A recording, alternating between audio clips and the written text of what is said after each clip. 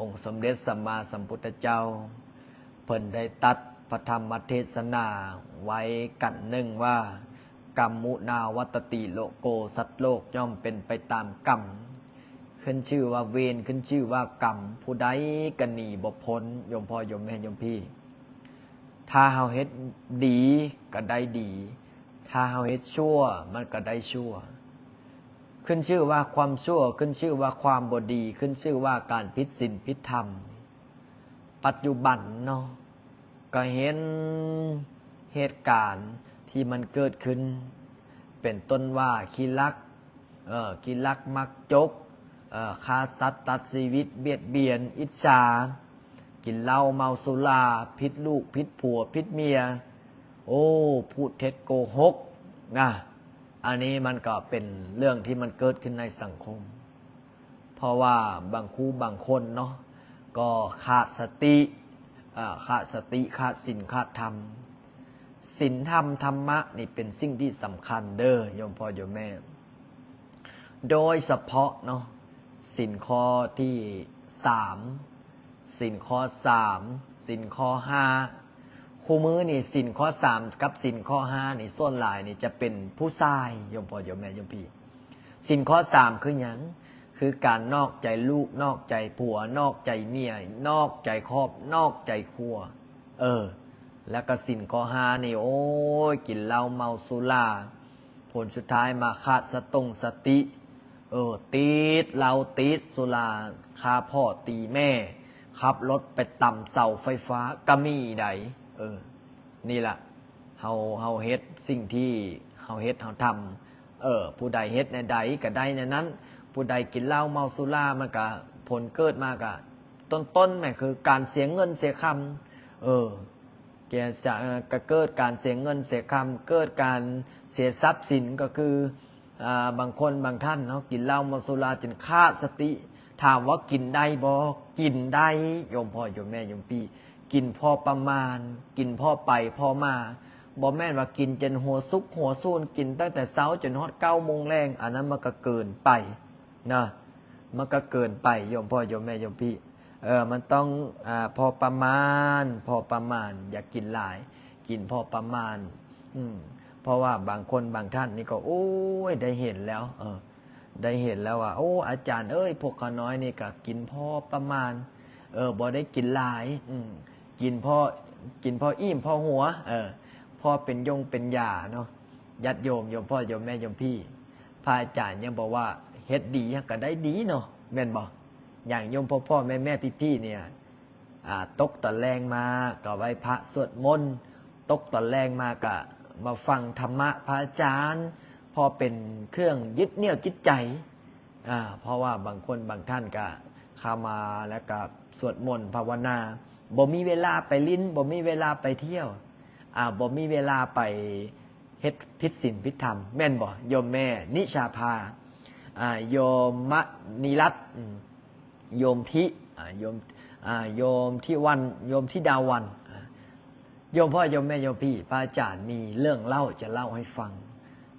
เรื่องนี้ก็คือเป็นเรื่องที่ต้นทุนชีวิตของคนเฮามันบ่คือกันโยมพ่อโยมแม่โยมบางคนเกิดมารวยบางคนเกิดมาจนอย่างคือพระอาจารย์นี่ก็เกิดมาจนนี่จนยังไงจนแต่กายแต่ใจบ่เคยจนเด้อโยมพ่อโยมแม่โยมพี่เด้อผู้ใดน้องทักมาเมื่อก่อน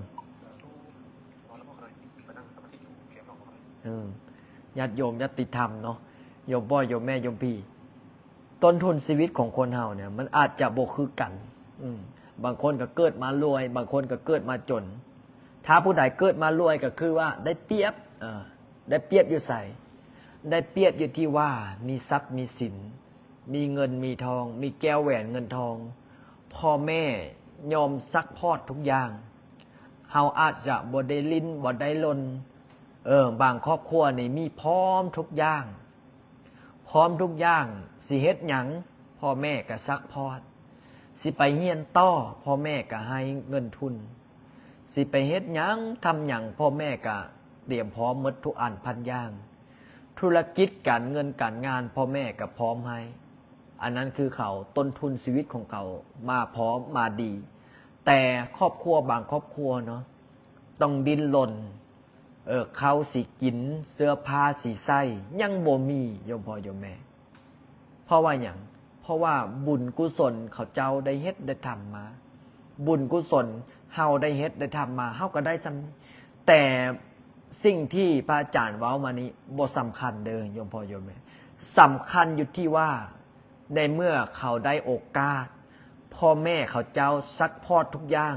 อยากเรียนต่างประเทศพ่อแม่ส่งให้เรียนอยากเรียนโรงเรียนดีๆพ่อแม่ส่งให้เรียนอยากกินอาหารดีๆพ่อแม่พร้อมซักพอดหมดแต่เฮาอาจจะเบิ่งในแง่อีกแง่หนึ่งคนบุคคลเหล่านั้นอาจจะได้รับโอกาสดีๆแต่บ่รักษาโอกาสนั้นไว้คนเหล่านั้นอาจจะมีโอกาสดีๆแต่บ่รักษาโอกาสนั้นไว้แต่กลับกันคนบางคนครอบครัวบางครอบครัวพ่อแม่เป็นชาวไร่ชาวนาพ่อแม่ยากไร้ยากจนแต่ได้ลูกเป็นลูกที่มีความกตัญญูกตเวทียากหูยากหายากร่ำยากรวยในเมื่อพ่อแม่เฮาเป็นคนยากจนแล้วในเมื่อพ่อแม่เฮาลำบากแล้วลูกของเขาเจ้าน่ะเขาเจ้าสู้เขาเจ้าอดเขาเจ้าทนหูเก็บหูหาหูสร้างหูสาโยมพ่อโยมแม่โยมพี่อันนี้คือบุญของผู้นั้นมาเกิดเห็นบ่บางครอบครัวนี่เป็นนักธุรกิจ100 ล้านพันล้านแต่ลูกบ่เอานำลูกนี่ไปเป็นยังไงลูกไปกินเหล้าเมาสุราติดมู่ติดการพนันติดเหล้าติดเบียร์ติดสิ่งอบายมุขเฮ็ดให้พ่อแม่เสียอกเสียใจเฮ็ดให้พ่อแม่นี่เสียอกเสียใจนะพระอาจารย์เคยเห็นหลายครูหลายคนแต่กลับกันเนาะบางครอบครัวคือพระอาจารย์เล่าคือพระอาจารย์ว่าบางครอบครัวนี่พ่อแม่นี่เป็นยังไงพ่อแม่นี่เป็นชาวไร่ชาวนาลูกเขาเกิดมาปุ๊บลูกเขาหาด้วยลำแข้งเขาเจ้าเอง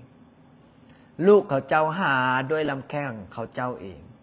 หาด้วยเก็บเล็กผสมน้อยบางคนนี่เป็นพ่อค้าเซาขายเป็นพ่อค้าเซาขายเก็บเล็กผสมน้อยค่อยอดค่อยหาประหยัดประหย่อมบางครอบครัวเนาะทั้งเฮียนแด่ทั้งเฮียนแด่ทั้งหาแด่เพราะว่าอย่าง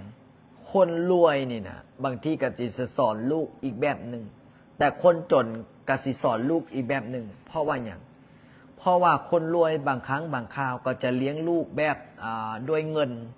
พอเมิดเงินพอบ่ได้จิตพอบ่ได้ใจแล้วเป็นยังไงเป็นคนที่เอาแต่ใจตนเองเป็นคนที่มีอารมณ์เอาแต่ใจตนเองเป็นคนที่บ่ฮู้จักคำว่าลำบากพอตกมาวันใดวันหนึ่งให้เขาแยกตัวออกไปหาเงินหาทองเขาฮับบ่ได้กับสถานการณ์ที่เขาลำบากเขาฮับบ่ได้กับสถานการณ์ที่การหาเงินหาคำบ่เป็นเพราะว่าอย่างเพราะว่า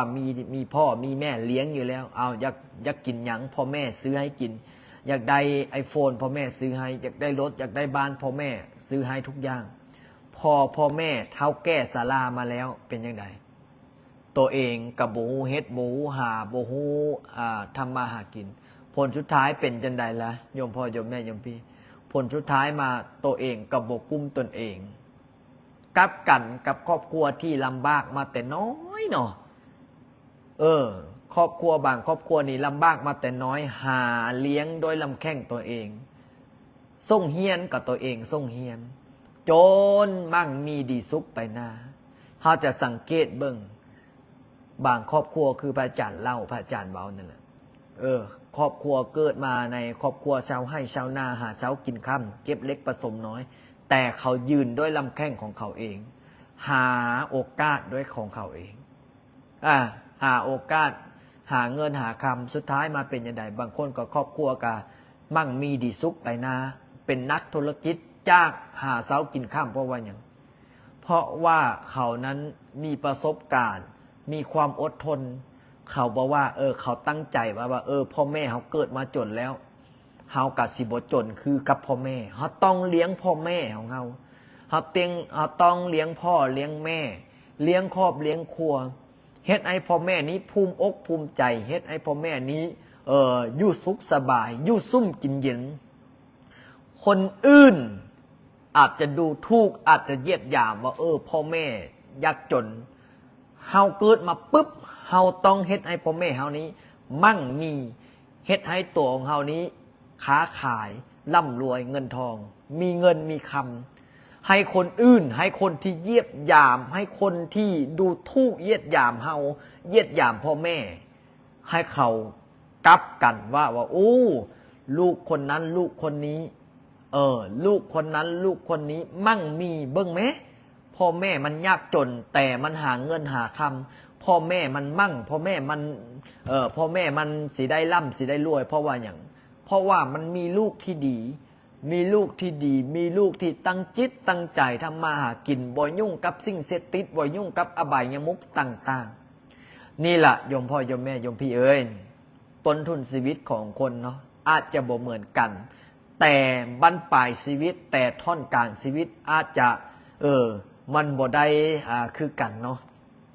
คืออาจารย์ว่านั่นแหละบางครอบครัวอาจจะรวยก็จริงแต่พอเลี้ยงลูกเลี้ยงเต้าเลี้ยงมาก็บ่ได้กินเหือบ่ได้กินแห้งแต่บางครอบครัวเนาะก็ยากจนแต่เลี้ยงลูกเลี้ยงเต้ามาแล้วก็ได้กินเหือกินแห้งคือของพระอาจารย์นี่เนาะก็ครอบครัวของพระอาจารย์ก็คือโยมพ่อของพระอาจารย์ก็เสียตั้งแต่พระอาจารย์ยังน้อยๆเนาะก็เสียพระอาจารย์เสียตอนนั้นพอเสียได้ประมาณปีหนึ่งพระอาจารย์ก็ได้บวชให้พ่อบวชให้พ่อพอบวชให้พ่อปุ๊บพระอาจารย์ภูมิอกภูมิใจพระอาจารย์บอกโอ้ตั้งจิตตั้งใจว่าชีวิตนี้มอบกายถวายชีวิตให้กับพระพุทธเจ้ามอบกายถวายชีวิตให้กับองค์สมเด็จสัมมาสัมพุทธเจ้าน้อมถวายเป็นพุทธบูชาธรรมบูชาและกับพระอาจารย์ตั้งจิตตั้งใจตั้งปณิธานไว้ว่าบุญกุศลนี้ได้ตั้งจิตตั้งใจได้เฮ็ดให้พ่อกับแม่ให้เขาเจ้าภูมิอกภูมิใจพ่อเฮาอาจจะได้ล่วงลับไปแล้วแต่เพิ่นยังอยู่กับเฮาคืออย่างเลือดเนื้อเสือไข่เลือดเนื้อเสือไข่เพิ่นได้อยู่กับเฮาเฮ็ดดีพ่อเฮาก็สิได้ขึ้นสวรรค์ชั้นฟ้าเฮาเฮ็ดดีทำดีพ่อแม่เฮาที่เพิ่นอยู่เพิ่นกับภูมิอกภูมิใจถ้าเฮาเฮ็ดซั่วทำซั่วพ่อแม่เฮาก็ตกนรกคือฮ้องคือไห้กินข้าวกำน้ำตานอนบ่หลับ7 เส้น7 เอ็มเพราะว่ายังคิดกับลูกให้กับลูกขึ้นชื่อว่าลูกเนี่ยถ้าลูกดีพ่อแม่กับภูมิอกภูมิใจถ้าลูกบ่ดีเป็นยังไงล่ะพ่อแม่ก็เสียอกเสียใจกุ้มอกกุ้มใจโยมพ่อโยมแม่โยมพี่หลายคนอาจจะเลี้ยงลูกด้วยเงินแต่ลืมสอนให้ลูกว่าให้เก็บเล็กผสมน้อยให้ประหยัดสอนให้เขาลำบากเขาจะได้พึ่งพาตนเองพระพุทธเจ้าเพิ่นยังบอกว่าอัตติอัตโนนาโถตนแลเป็นที่พึ่งตนของตน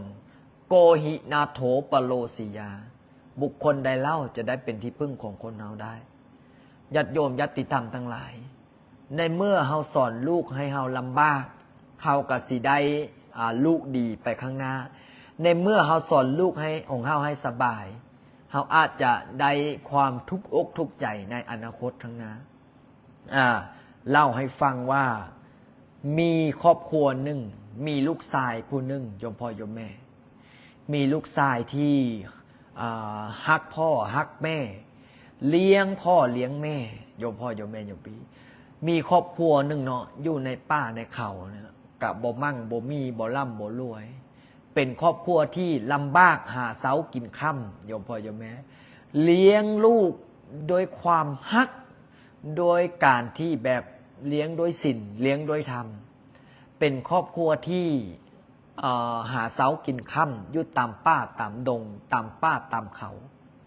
บัดนี้ครอบครัวนี้ก็เลี้ยงลูกนี่นะเป็นลูกชายเดี่ยวเอิ้นว่าลูกชายโทนอยู่กินน้ำกันมาหลายฟ้าหลายปีบ่มีลูกเพราะมีก็มีเป็นลูกชายโทนบัดนี้พ่อแม่เฒ่าแก่ศาลามาแล้วอยู่ในป่าในเขาก็บ่มีแล้วหมู่บ่มีแล้วคู่เนาะก็สิหาสัตสาว่าสิ่งนั้นเป็นหมู่เป็นคู่ในมื้อนั้น พระราชาโยมพ่อโยมแม่โยมพี่พระราชาก็ออกหาล่าทรัพย์ถ้าภาษาบ้านเฮาเอิ้นว่าออกไปแคมปิ้งนั่นแหละเนาะแคมปิ้งไปหาล่าสัตว์ไปยิงสัตว์นะไปดักสัตว์คล้ายๆแบบเป็นนายพรานหานายพรานนะ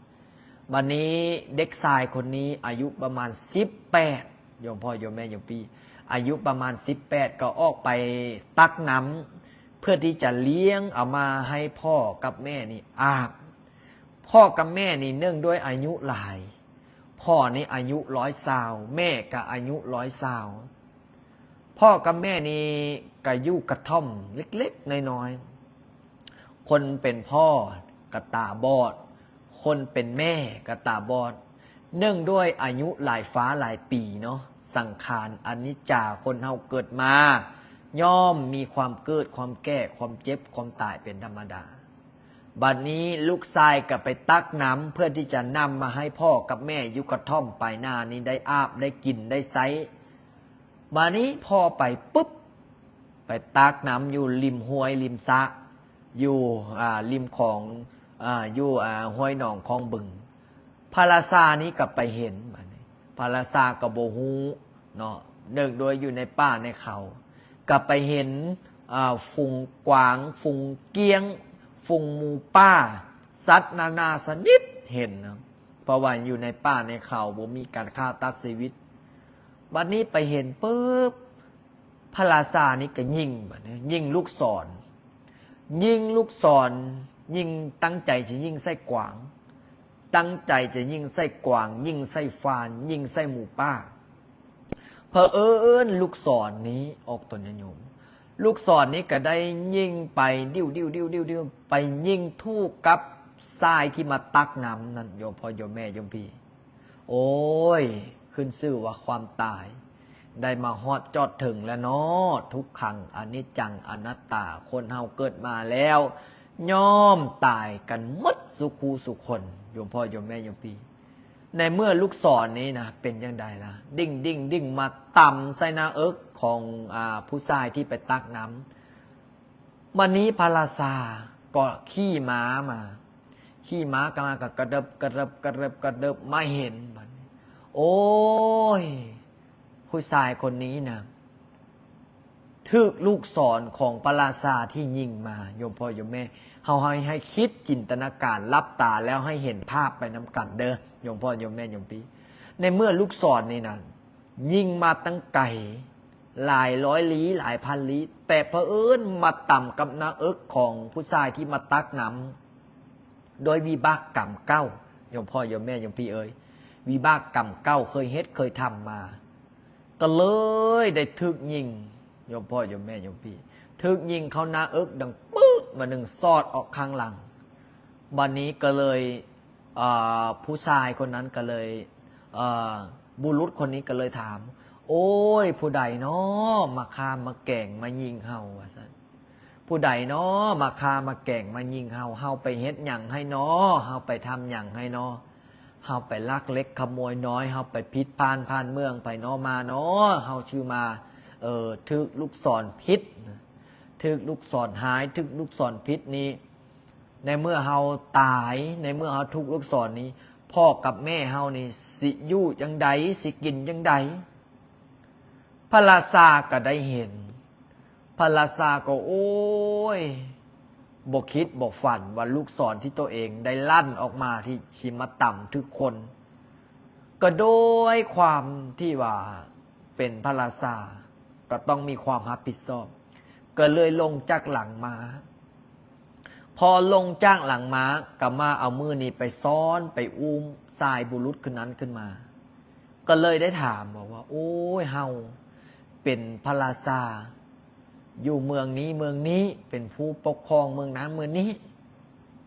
เนื่องด้วยเฮานี่ตั้งใจยิงเกลี้ยงยิงกว่างยิงฟานยิงหมูป้า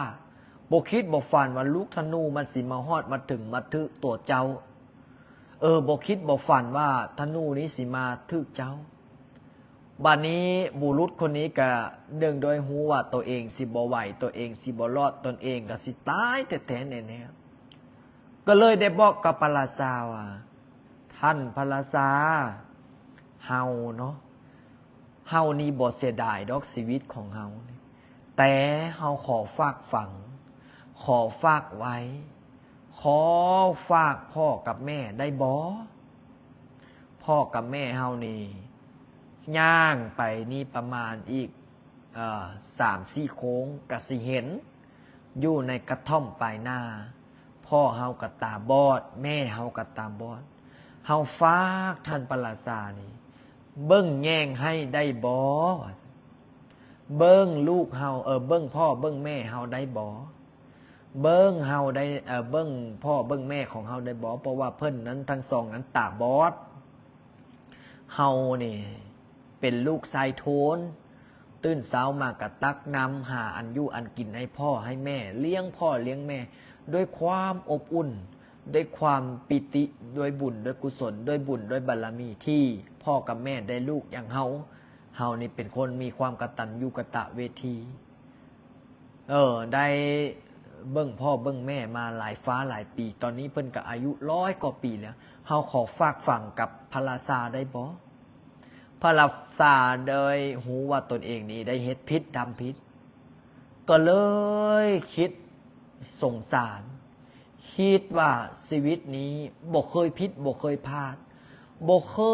ยที่เฮ็ดชั่วบ่เคยที่เฮ็ดกรรมแต่เผอิญมาได้เฮ็ดลงไปแล้วโดยความที่บ่เจตนาก็เลยได้รับปากกับนุ่มบุรุษนี่ว่าพ่อนุ่มเอ้ยเฮานี้โดยสัจจะวาจาของพระราชาเฮาก็สิได้รับเลี้ยงพ่อกับแม่ของเจ้าพอรับปากเสร็จเรียบร้อยนุ่มบุรุษคนนี้ก็ได้สิ้นใจได้สิ้นใจพระราชาก็ได้ฝังศพนุ่มบุรุษนี้เสร็จเรียบร้อยก็กลับไปกระท่อมก็เห็นตากับยายกำลังโคเล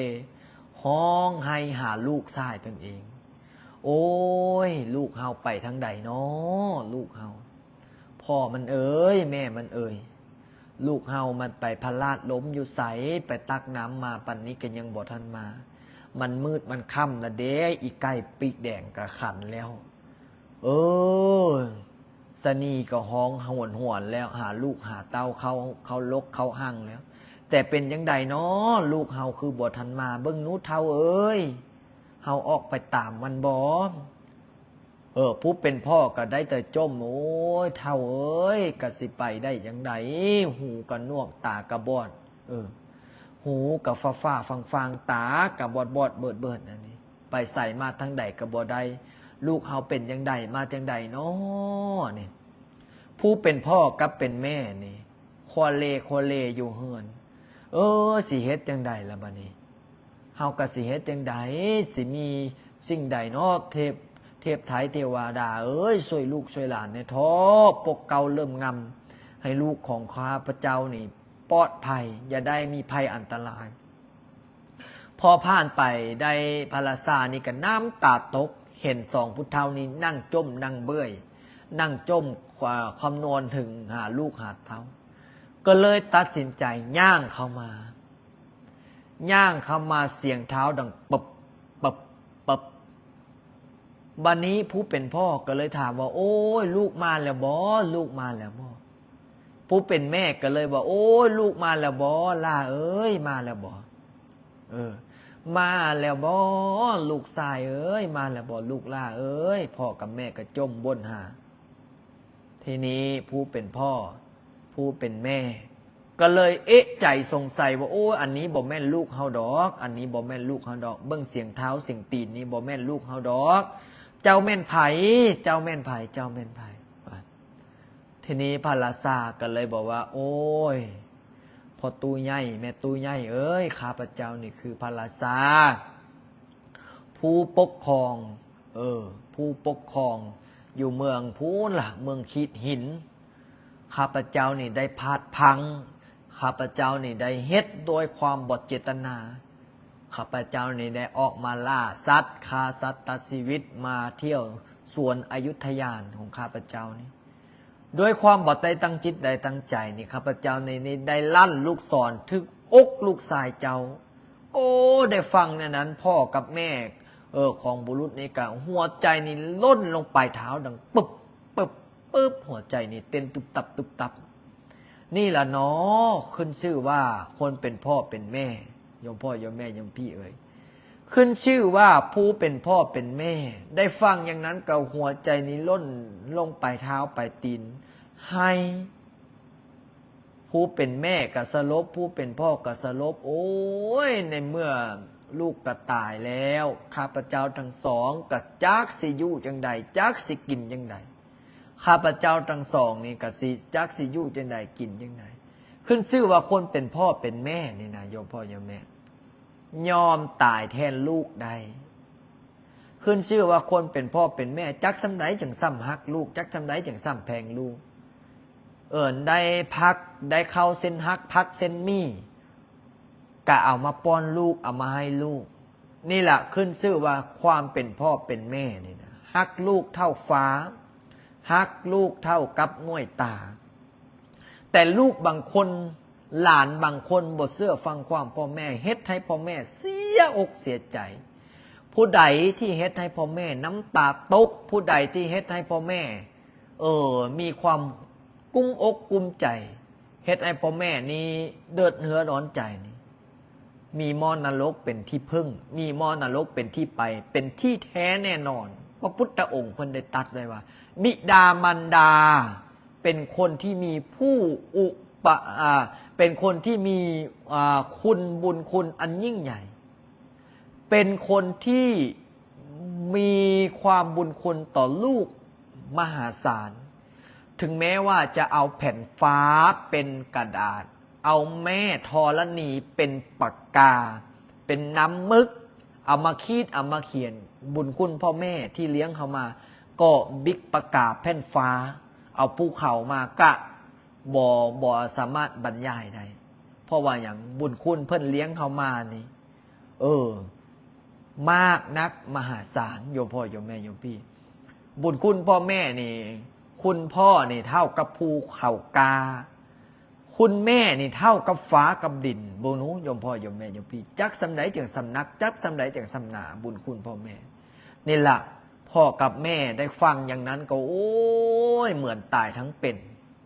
เหมือนตายทั้งเป็นเพราะว่าฮักลูกห่วงลูกแพงลูกแน่เท่ากับในตาก็เหมือนกับโยมพ่อโยมแม่โยมพี่บางครูบางคนนี่ก็ฮักพระอาจารย์เนาะฮักพระอาจารย์คือลูกบางคนนี่บ่มีลูกชายก็เจ้าว่าโอ้ยพระอาจารย์ลินนี่เขาน้อยนี่นะขอให้เป็นลูกชายได้บ่ขออุปถัมภ์อุปถากเป็นลูกชายพอได้พึ่งใบบุญพอได้พึ่งผ้าเหลืองได้เกาะได้ห้อยได้เกาะได้ห้อยได้พึ่งผ้าอาศัยเป็นที่พึ่งด้านจิตด้านใจบางคู่บางคนออกตนญาติโยมบ่มีลูกชายบางคนลูกบ่ได้บวชก็ได้พึ่งผ้าเหลืองถึงแม้ว่าบ่แม่นลูกตัวเองก็โอ้ได้ฮักได้แพงได้ฮักได้แพงได้นับถือเป็นลูกเป็นหลาน